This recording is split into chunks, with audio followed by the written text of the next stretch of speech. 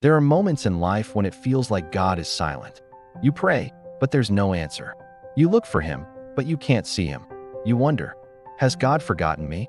But the story of Esther shows us something powerful. Even when God's name is not mentioned, his hand is still at work.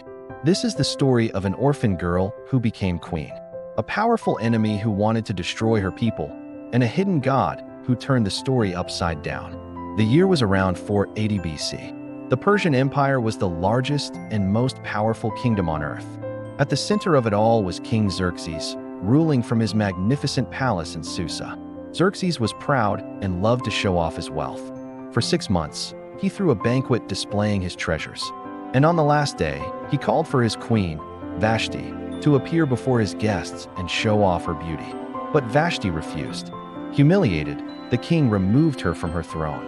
And just like that, the most powerful man in the world was left without a queen. Not far from the palace lived a young Jewish girl named Esther.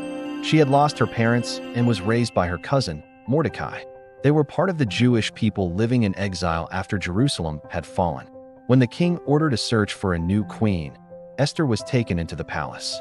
She was beautiful, yes, but it wasn't just her beauty. She was humble, kind, and wise. Out of all the women, the king chose her. Esther, the orphan girl, was crowned queen of Persia. No one knew she was Jewish, because Mordecai had told her to keep it secret. At the same time, Mordecai uncovered a plot to assassinate the king. He reported it, saving Xerxes' life. But he received no reward. His good deed was written down in the records, and then forgotten, or so it seemed. Soon, another man enters the story, Haman. He was powerful, arrogant, and loved honor. The king promoted him above all other officials, and everyone bowed down to him. Everyone except Mordecai. This one man's refusal filled Haman with fury. But instead of punishing just Mordecai, Haman plotted to destroy all the Jews in the empire. He convinced the king to sign a decree. On one appointed day, every Jew was to be killed. Imagine the fear. The Jewish people, scattered across the empire, now faced annihilation. And God, silent. No prophet appeared, no miracles, only silence. But in that silence, God was moving. When Mordecai heard of the decree, he sent word to Esther. You must go to the king and plead for our people. But Esther hesitated. Going to the king uninvited was against the law.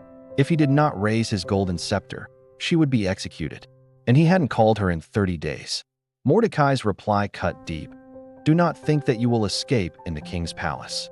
If you remain silent now, deliverance will come from somewhere else. But who knows? Maybe you have come to your royal position at such a time as this. Those words stirred courage in Esther's heart. She sent back her answer. Gather all the Jews. Fast for me. I will go to the king, and if I perish, I perish. At that moment, Esther chose faith over fear. On the third day, Esther put on her royal robes and walked into the throne room. The king looked at her, and then he extended his golden scepter. Her life was spared. Instead of blurting out her request, Esther invited the king and Haman to a banquet. And then, at the banquet, she invited them again to another feast the next day. Why wait? Why not speak immediately? Because God was setting the stage. That very night, the king could not sleep. He ordered the royal records to be read to him. And what just happened to be read?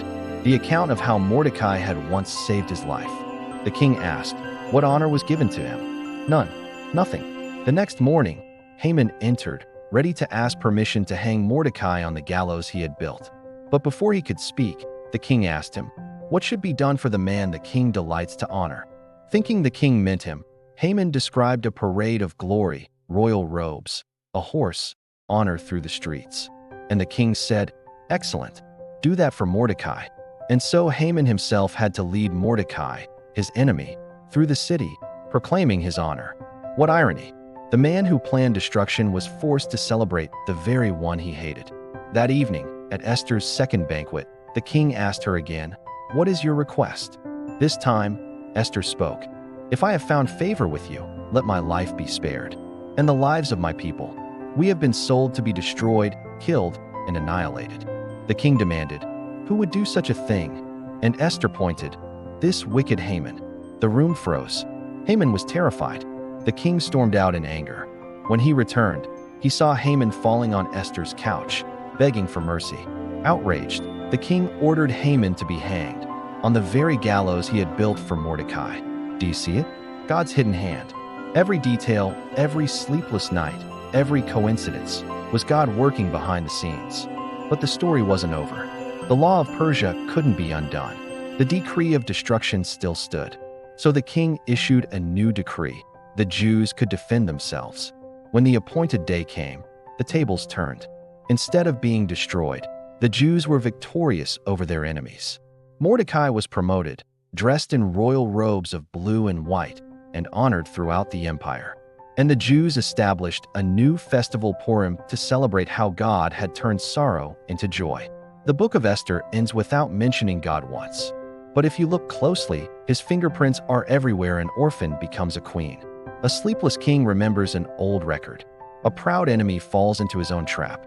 People marked for death are delivered. This is the message of Esther. Even when God feels silent, he is still moving. Even when he seems hidden, he is still present.